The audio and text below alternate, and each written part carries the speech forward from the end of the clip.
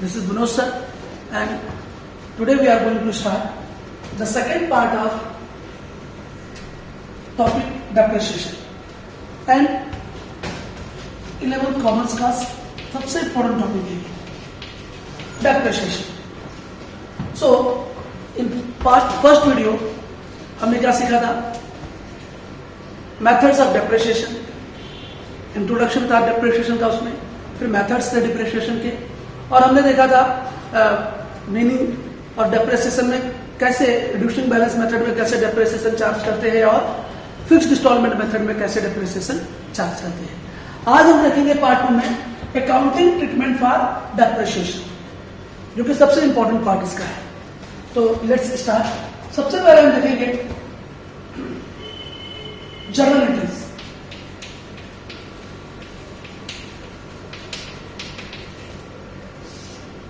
तो accounting treatment for depreciation के लिए जर्नल एंट्रीज क्या होता है? तो हम जर्नल एंट्रीज को फर्स्ट ईयर और सेकेंड ईयर, थर्ड ईयर में डिवाइड करेंगे। तो पहले फर्स्ट ईयर में क्या होगा? फर्स्ट ईयर सबसे पहले हम क्या करते हैं? मशीनरी परचेस करते हैं, असेट परचेस करते हैं। असेट परचेस हम कैश पर करेंगे या क्रेडिट पर करेंगे? जब हम असेट, कोई भी असेट कैश पर परचेस करेंगे तो हमें क्या एंट्री करना होगा? ध्यान दीजिए, जब हम असेट परचेस करेंगे क्रेडिट पर या कैश पर तो क्या एंट्री होगी? पहले number 1, when assets purchased on cash या for cash। जब हम कैश पर असेट परचेस करेंगे तो असेट आएगी और कैश जाएगा। Both are real account. Real account क्या कहता है? Debit what comes in and cash what, credit what goes out. तो असेट कम्स इन, इसलिए असेट को हम डेबिट करेंगे, और कैश गोज आउट, इसलिए हम कैश को क्या करेंगे? क्रेडिट करेंगे। तो assets account debit to cash account, cash को हमने क्रेडिट कर दिया। टू कैश अकाउंट, टू लिखने का मतलब ही है क्रेडिट कर देना। B asset purchase for cash, ये हो गया आपका पहला। सेकेंड, या तो हम क्या करेंगे? When asset purchase on credit, जब हम असेट क्रेडिट पर परचेज करेंगे तो हमारे पास असेट आएगी, असेट अकाउंट तो डेबिट होगा, लेकिन हमने कैश दिया क्या? हमने कैश नहीं दिया। हमने जिससे असेट परचेज किया उसे हम क्या कहेंगे? क्रेडिटर कहेंगे। तो क्रेडिटर अकाउंट को क्रेडिट करेंगे, या हम क्रेडिटर को सप्लायर भी कहते हैं, सप्लायर अकाउंट को क्रेडिट करेंगे। वैसे भी सप्लायर कौन सा अकाउंट होता है? Personal account. Supplier is the giver और पर्सनल अकाउंट कहता है क्रेडिट द गिवर। तो ध्यान दीजिए। और वैसे भी हमारी लायबिलिटी है सप्लायर, लायबिलिटी बढ़ेगी तो हम उसे क्रेडिट करते हैं, लायबिलिटी कम होती है तो उसे हम डेबिट करते हैं। ये बात ध्यान रखिएगा। तो सप्लायर जो है हमें असेट क्रेडिट पर परचेज सेल कर रहा है, हम परचेज कर रहे हैं उसे क्रेडिट पर, तो इसका मतलब यह हुआ कि सप्लायर हमारी लायबिलिटी है, लायबिलिटी बढ़ रही है। तो हमने क्या देखा था? जब लायबिलिटी बढ़ेगी तो उसे क्या करते हैं? क्रेडिट करते हैं। तो assets account debit to creditor account और supplier account, to supplier account देते हैं, टू सप्लायर्स अकाउंट। सप्लायर को हम क्रेडिटर कहते हैं। B asset purchase on credit basis. 99% तो हम कैश देके एसेट परचेस करते हैं, ये तो क्रेडिट वाला ट्रांजैक्शन आया है। नेक्स्ट 3, थर्ड केस क्या होगा? जब हम एसेट परचेस करेंगे तो एसेट परचेस करने के बाद कुछ हमें एक्सपेंसेस करने होते हैं, उसे हम कहते हैं इंसिडेंटल एक्सपेंसेस। तो जो इंसिडेंटल एक्सपेंसेस होगा उसके लिए हम क्या करेंगे? तो हम इंसिडेंटल एक्सपेंसेस के लिए क्या करेंगे? For payment of incidental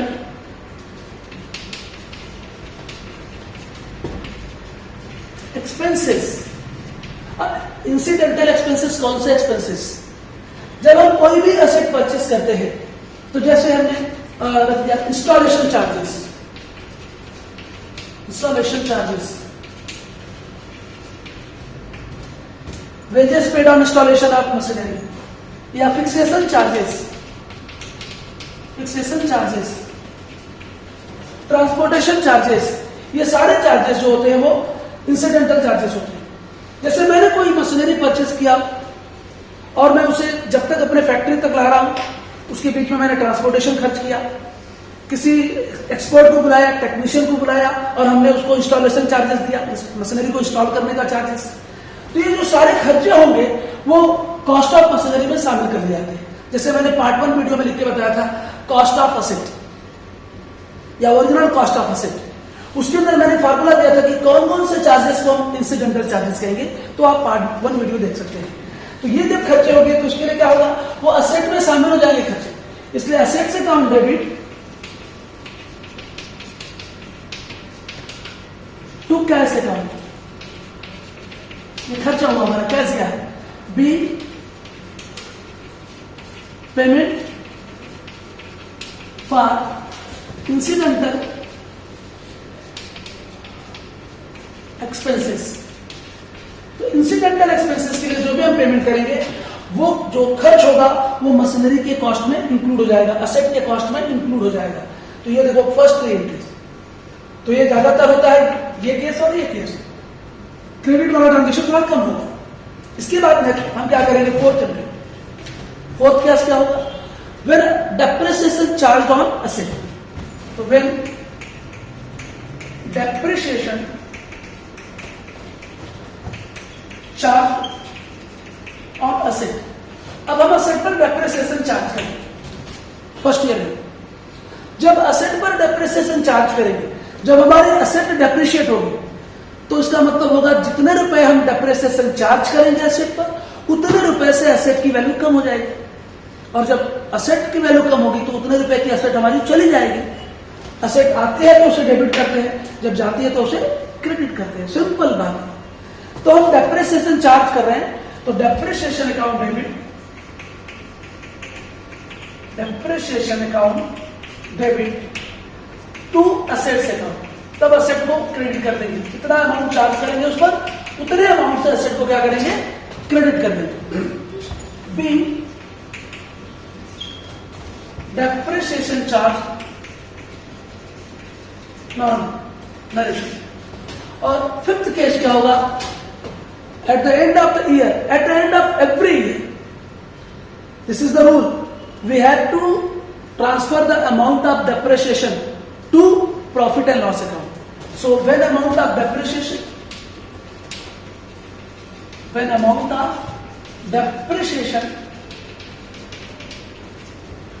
transferred to profit and loss account, याद रखिए हर साल के अंत में जो डेप्रिसिएशन का अमाउंट होता है उसे ट्रांसफर कर दिया जाता है प्रॉफिट एंड लॉस अकाउंट। जब हम balance sheet final account topic करेंगे, बैलेंस शीट बनाएंगे, उससे पहले प्रॉफिट एंड लॉस अकाउंट बनाएंगे, तो प्रॉफिट एंड लॉस अकाउंट के डेबिट साइड में डेप्रिसिएशन का अमाउंट ट्रांसफर कर दिया जाता है। तो always amount of depreciation transfer to debit side of profit and loss account. इसलिए हमको क्या करना होगा, profit and loss account debit हो, profit and loss account debit to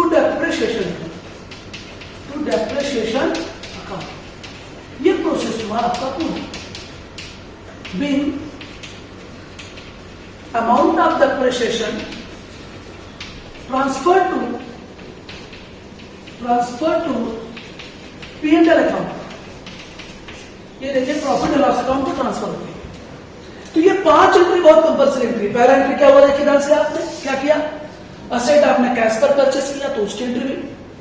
दूसरा, आप या तो असेट को क्रेडिट पर परचेस करोगे, कैश पर परचेस करोगे या क्रेडिट पर, तो ये दो में से कोई एक तो होने वाला है। और तीसरा स्टेप क्या होगा आपका, जब आप इंसिडेंटल एक्सपेंसेस पे करोगे, यानी कि असेट को फिक्स कर रहे हो जब, तो इंस्टॉलेशन चार्जेस, फिक्सेशन चार्जेस या wages paid on installation of machinery, ये चार्जेस है, सारे चार्जेस जो होंगे उस वक्त मशीनरी में इंक्लूड हो जाएंगे, असेट में इंक्लूड हो जाएंगे।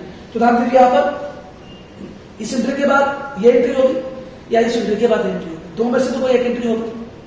इसके बाद आप डेप्रिसिएशन चार्ज करोगे और डेप्रिसिएशन का अमाउंट साल के अंत में आप प्रॉफिट एंड लॉस अकाउंट को ट्रांसफर कर देंगे।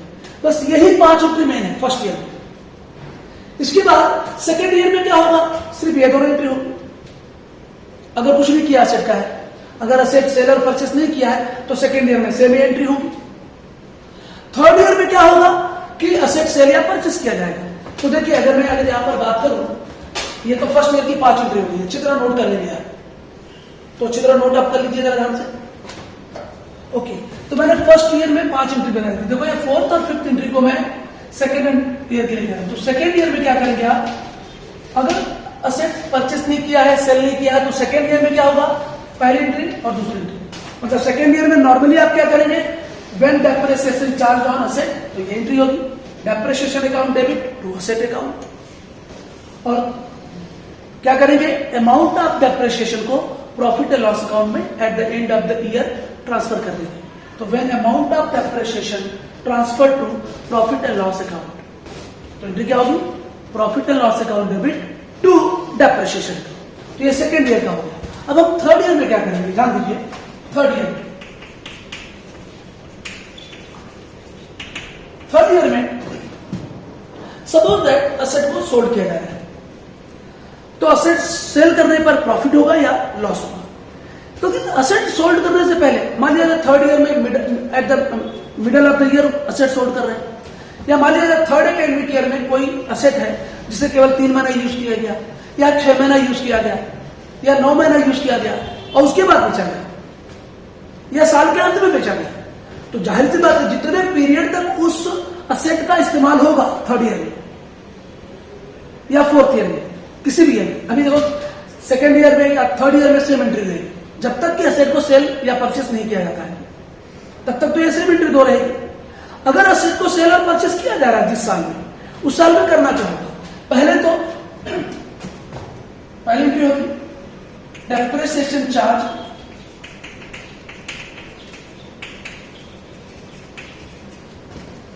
कब तक डेप्रिसिएशन चार्ज करेंगे, ध्यान देना होगा। Depreciation charge up to the date of sale, up to the date of sale, जब तक जिस डेट को उसको सेल किया गया है उस डेट तक डेप्रिसिएशन चार्ज करना होगा। मान लिया जाए एकेडमिक ईयर स्टार्ट हो रहा है 1 अप्रैल 2020 और उसका क्लोजिंग डेट है 31 मार्च 2021। तो और असेट मान लिया जाए बेचा जा रहा है 1 जनवरी 2021, यानी कि 3 महीने पहले बेचा जा रहा है। तो यहां से आकर 9 महीने का पीरियड हो रहा है, तो पहले 9 महीने का डेप्रिसिएशन चार्ज करना। तो इसलिए depreciation charge up to the date of sale, जिस डेट को असेट सोल्ड की जा रही है उस डेट तक तो डेप्रिसिएशन चार्ज करना होगा। तो ध्यान दीजिए यहां पर डेप्रिसिएशन चार्ज करने की एंट्री वही होगी, depreciation account debit, depreciation account debit to assets account, to assets account. Same entry करनी है आपको, वही डायरेक्शन भी डेप्रिसिएशन चार्ज। और अमाउंट ऑफ डेप्रिसिएशन आपको क्या करना होगा, वो तो एंड में चार्ज ट्रांसफर करना ही होगा। कहां ट्रांसफर करना होगा, प्रॉफिट एंड लॉस अकाउंट। फिर सेकंड क्या होगा, असेट 3 तरीके से बेची जा सकती है। When asset sold at book value, that means जितना असेट की वैल्यू है डेप्रिसिएशन लेस करने के बाद जितना असेट की वैल्यू बची हुई है उसे हम बुक वैल्यू कहेंगे। मान लिया जाए 10,000 की मशीनरी थी, डेप्रिसिएशन चार्ज करने के बाद उसकी वैल्यू 6,000 बची है और उसको 6,000 में ही बेच दिया, तो उसको हम बोलेंगे asset sold at book value. क्या बोलेंगे उसको, asset sold at book value. तो ध्यान देना, when assets sold at book value, तो बुक वैल्यू का मतलब यहां पे क्या होगा, there is no profit and no loss, no profit no loss. Book value means no profit no loss, पर बेचा जा रहा है, ना प्रॉफिट हो रहा है ना लॉस हो रहा है, जितने की असेट है उतने में ही उसे बेचा जा रहा है। तो सिंपल सी बात है, जब आप असेट बेचेंगे तो आपके पास कैश आएगा और असेट जाएगा। तो कैश और bank account debit to assets account, narration being asset sold at book value, simple. Being asset sold at book value. Third क्या हो सकता है केस, पहले तो डेप्रिसिएशन चार्ज कर दिया, फिर असेट बुक वैल्यू पे सोल्ड किया तो ये एंट्री होगी। अब आगे अगर असेट सोल्ड किया जाएगा कौन सी वैल्यू पर, असेट सोल्ड किया जाएगा प्रॉफिट में सोल्ड, तो when asset sold at profit, when asset sold at profit, asset को अगर प्रॉफिट पे सोल्ड किया जाएगा तो इसका मतलब क्या होगा, सेल वैल्यू बुक वैल्यू से ज्यादा होगी। जब किसी असेट की सेल वैल्यू बुक वैल्यू से ज्यादा होती है तो उसको हम कहते हैं असेट सोल्ड एट प्रॉफिट। और जब प्रॉफिट पे सोल्ड करेंगे तो हमारे पास पहली बार जब भी असेट सोल्ड करेंगे तो कैश और बैंक अकाउंट डेबिट, ये तो फिक्स है। असेट हम सोल्ड करें तो हमारी असेट जा रही है टू असेट्स अकाउंट, ठीक है, असेट को क्रेडिट कर दिया। लेकिन असेट को सोल्ड करने में जितना प्रॉफिट होगा, अच्छा ये कौन सी वैल्यू आएगी, रिटर्न डाउन वैल्यू आएगी असेट की, ये जो वैल्यू होगी रिटर्न डाउन वैल्यू लिखेगी। डेप्रिसिएशन चार्ज करने के बाद की जो वैल्यू बची है वो असेट उतने की चली जाएगी। अगर प्रॉफिट हुआ, जैसे मान लिया जाए जो रिटर्न डाउन वैल्यू या बुक वैल्यू ये वाली है जो वो 10,000 है और असेट को हमने बेचा 12,000 तो 2,000 का प्रॉफिट है। जो प्रॉफिट होगा उसको क्या किया जाएगा, क्रेडिट किया जाएगा to profit on sale of asset, to profit on sale of asset account. तो B asset sold at profit. अब प्रॉफिट का जो अमाउंट है, ये वाला जो अमाउंट प्रॉफिट का है, इस प्रॉफिट के अमाउंट को हम ट्रांसफर करेंगे प्रॉफिट एंड लॉस अकाउंट में। ये ध्यान देना है, मैं फाइनल ईयर की एंट्री बता रहा हूं कि जब असेट सोल्ड किया जाएगा तो क्या होगा। तो पहला असेट क्या किया, पहले असेट पर डेप्रिसिएशन चार्ज किया, फिर असेट को अगर बुक वैल्यू पे सोल्ड करेंगे तो ये एंट्री होगी, अगर प्रॉफिट पे सोल्ड करेंगे तो ये एंट्री होगी। दोनों तो एंट्री एक साथ नहीं होगी ना, दो में से कोई एक होगा। अगर प्रॉफिट हुआ है तो ये प्रॉफिट का अमाउंट हम कहां ट्रांसफर करेंगे, प्रॉफिट एंड लॉस अकाउंट में ट्रांसफर करेंगे। और ये जो profit on sale of asset का अमाउंट है प्रॉफिट एंड लॉस अकाउंट के क्रेडिट साइड में जाएगा। तो हम फोर्थ एंट्री बता रहे हैं क्या, when amount of profit, when amount of profit transferred to profit and loss account, profit and loss account, तो ये प्रॉफिट का अमाउंट हम ट्रांसफर कर रहे हैं कहां पर, प्रॉफिट एंड लॉस अकाउंट में। तो प्रॉफिट याद रखिए, profit on sale of asset ये हमेशा प्रॉफिट एंड लॉस अकाउंट के क्रेडिट में जाता है और loss on sale of asset profit and loss account के डेबिट में जाता है। तो हमें यहां पर प्रॉफिट एंड लॉस अकाउंट को क्रेडिट करना है, तो जाहिर सी बात है हम profit on sale of asset account को डेबिट करेंगे। तो profit on sale of asset account debit, profit on sale of assets account debit to profit and loss account, to profit and loss account, ये profit and loss account के credit में जाएगा। Be profit on sale of asset transfer to profit and loss account, या be profit on sale of asset credited to profit and loss account, याद रखिए। तो narration देता हूं मैं, be profit on sale of asset credited to profit and loss account.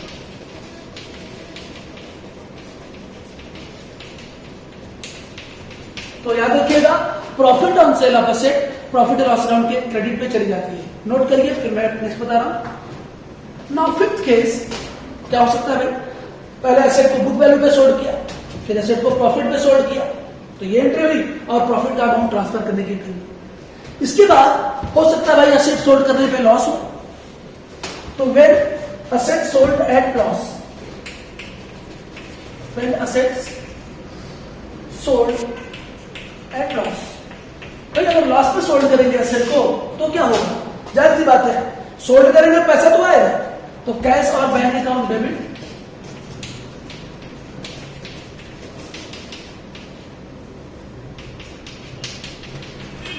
अगर loss हुआ है जैसे देखो to profit on sale of asset को हमने क्रेडिट किया था, तो loss on sale of asset को क्या करेंगे, डेबिट करेंगे। तो loss on sale of asset account debit, loss on sale of asset account debit, और हमारी असेट चली जाएगी टू असेट्स अकाउंट।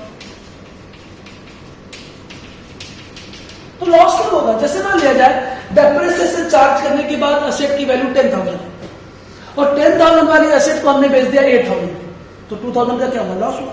लॉस को क्या करेंगे? डेबिट। अगर 10,000 वाली एसेट को 12,000 में बेचा, 12,000 में बेचा तो प्रॉफिट होगा, तो प्रॉफिट को क्रेडिट। बहुत ध्यान से देख लीजिए। तो ये हो गया आपका क्या? Asset sold at loss. अब जो लॉस का अमाउंट है, ये भी जैसे प्रॉफिट का अमाउंट हमने प्रॉफिट एंड लॉस अकाउंट को ट्रांसफर किया, तो वैसे ही लॉस के अमाउंट को भी हम किधर ट्रांसफर करेंगे? प्रॉफिट एंड लॉस अकाउंट के डेबिट पे ट्रांसफर करेंगे। प्रॉफिट को प्रॉफिट एंड लॉस अकाउंट के क्रेडिट पे, तो लॉस को प्रॉफिट एंड लॉस अकाउंट के डेबिट पे। तो नेक्स्ट एंट्री होगी when amount of loss transferred to P&L account. जब प्रॉफिट एंड लॉस अकाउंट को ट्रांसफर करेंगे, लॉस का अमाउंट, असेट बेचने पर जो हमें नुकसान हुआ है उसका अमाउंट हमें प्रॉफिट एंड लॉस अकाउंट में ट्रांसफर करना होता है। अगर प्रॉफिट को क्रेडिटेड करते हैं, प्रॉफिट एंड लॉस अकाउंट के क्रेडिट में लेके जाते हैं, तो लॉस को प्रॉफिट एंड लॉस अकाउंट के डेबिट में लेकर आते हैं। तो एंट्री हो जाएगी profit and loss account debit to loss on sale of asset account.